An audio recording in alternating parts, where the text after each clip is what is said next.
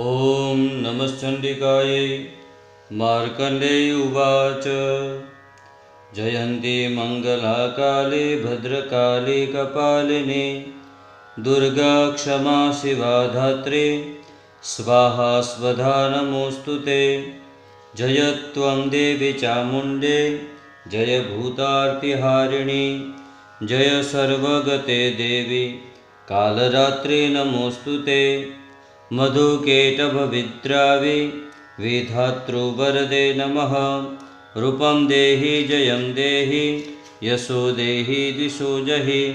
महिषासुरनिर्णासि भक्तानां सुखदे नमः। रूपं देहि जयं देहि यशो देहि द्विषो जहि रक्तबीजवधे देवी चण्डमुण्डविनाशिनी रूपं देहि जयं देहि यशो देहि द्विषो जहि शुम्भस्यैव निशुम्भस्य धूम्राक्षस्य च मर्दिनि रूपं देहि जयं देहि यशो देहि द्विषो जहि वन्दिताग्रियुगे देवी सर्वसौभाग्यदायिनी रूपं देहि जयं देहि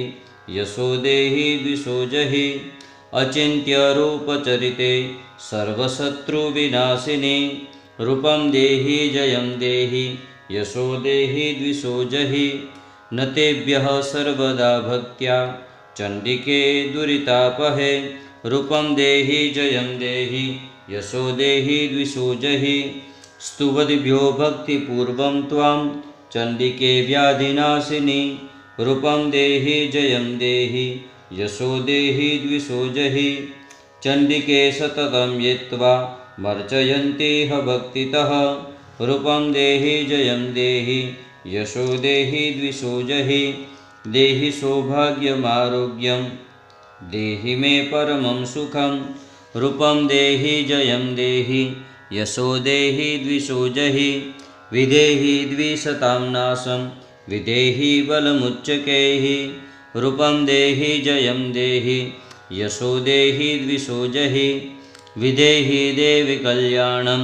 विदेहि परमं श्रियं रूपं देहि जयं देहि यशो देहि द्विषो जहि सुरासुरशिरोरत्न निकृष्टचरणेऽम्बिके रूपं देहि जयं देहि यशो देहि द्विषो जहि विद्यावन्तं यशस्वन्तं लक्ष्मीवन्तं जनं कुरु रूपं देहि जयं देहि यशो देहि द्विषो जहि प्रचण्डदैत्यदर्पघ्ने चण्डिके प्रणताय मे रूपं देहि जयं देहि यशो देहि द्विषो जहि चतुर्भुजे चतुर्वक्त्र संस्तुते परमेश्वरी रूपं देहि जयं देहि यशो देहि द्विषो जहि कृष्णेन संस्तुते देवी सस्वद्भक्त्या सदाम्बिके रूपं देहि जयं देहि यशो देहि द्विषो जहि हिमाचलसुतानाथ संस्तुते परमेश्वरी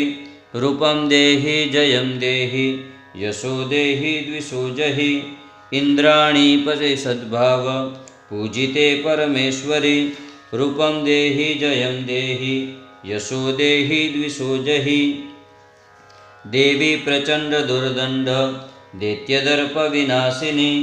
रूपं देहि जयं देहि यशो देहि द्विषो जहि देवी भक्तजनोदाम दत्तानन्दोदयेऽम्बिके रूपं देहि जयं देहि यशो देहि द्विषो जहि पत्नीं मनोरमां देहि मनोवृत्तानुसारिणीं तारिणीं दुर्गसंसार सागरस्य कुलोद्भवाम् इदं स्तोत्रं पठित्वा तु महास्तोत्रं पठेन्नरः स तु सप्तशतीसङ्ख्या वरमाप्नोति सम्पदाम्। ॐ तत्सत् जगदम्बार्पणमस्तु।